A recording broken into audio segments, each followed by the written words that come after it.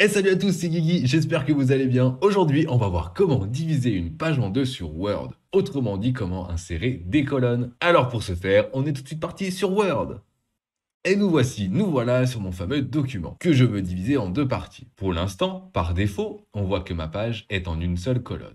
D'accord? Et moi, ce que je vais vouloir, c'est qu'il y ait une partie à gauche et une partie à droite. Tout simplement, je vais aller dans l'onglet Mise en page, juste ici, et soit je ne sélectionne rien, et je vais dans Colonne, et je mets 2, par exemple. On voit que directement, ça a coupé ma page en deux, et que si je copie ce texte et que je le mets à la suite, eh bien, regardez ce qui s'est passé. Il a mis une partie à gauche et une partie à droite, puisqu'il y a deux colonnes. Très bien. Et j'aurais pu faire sinon, mettre deux colonnes que sur une partie. Donc dans ce cas-là, j'aurais sélectionné ce que je voulais dans un premier temps, et ensuite j'aurais mis colonne 2. Parfait. Je dis 2 pour l'exemple, on aurait pu le faire par exemple en 3. Ou alors, si vous voulez quelque chose de plus spécifique, vous allez dans colonne et vous allez dans autre colonne. Là, vous allez pouvoir choisir le nombre de colonnes que vous voulez, par exemple 2, et je vais mettre un espacement un peu plus petit entre les deux. Là, il est à 1,25 et je vais mettre 1, par exemple. Ok.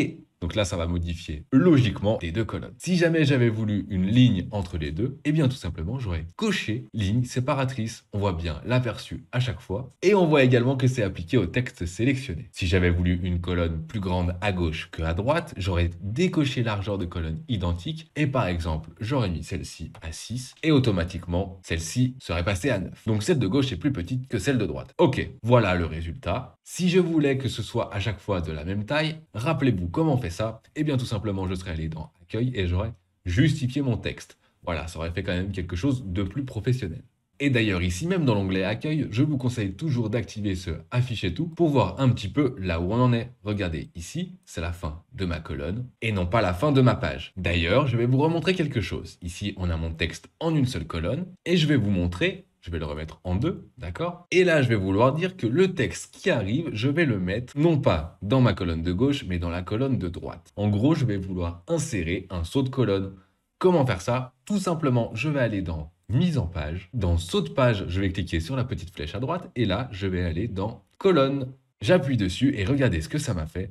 Ça m'a fait un saut de colonne. Quand j'écris donc, après ce saut de colonne, je suis ici, tout simplement. Et ici, j'ai un deuxième saut de colonne. Comme il n'y a que deux colonnes, si j'écris après ça, eh bien je suis sur la page suivante, tout simplement.